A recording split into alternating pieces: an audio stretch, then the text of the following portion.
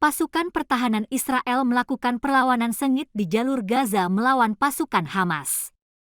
Dalam pertempuran kali ini, tak sedikit tentara Israel yang tewas terbunuh. Setidaknya 5.000 tentara Israel terluka sejak perang dengan Hamas 7 Oktober.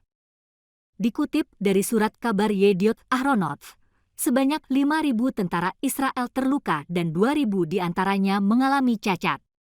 Di sisi lain, media Ibrani memberitakan bahwa unit penyelamatan 669 sedang mengangkut sejumlah tentara Israel yang terluka dari jalur Gaza Utara.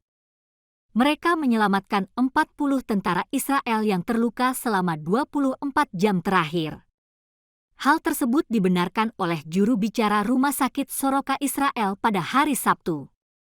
Juru bicara Rumah Sakit Soroka Israel mengatakan 2 tentara berada dalam kondisi serius. Tentara pendudukan Israel pun mengakui sengitnya pertempuran di Han Yunis di jalur Gaza. Mereka mengakui bahwa gerakan perlawanan Islam Hamas sulit ditaklukkan.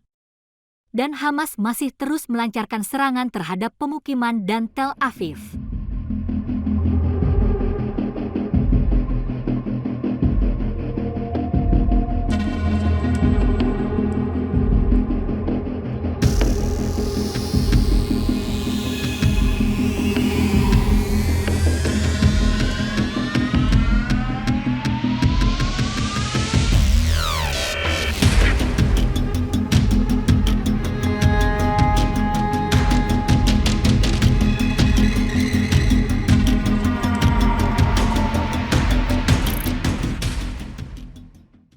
Download Tribun X sekarang, menghadirkan lokal menjadi Indonesia.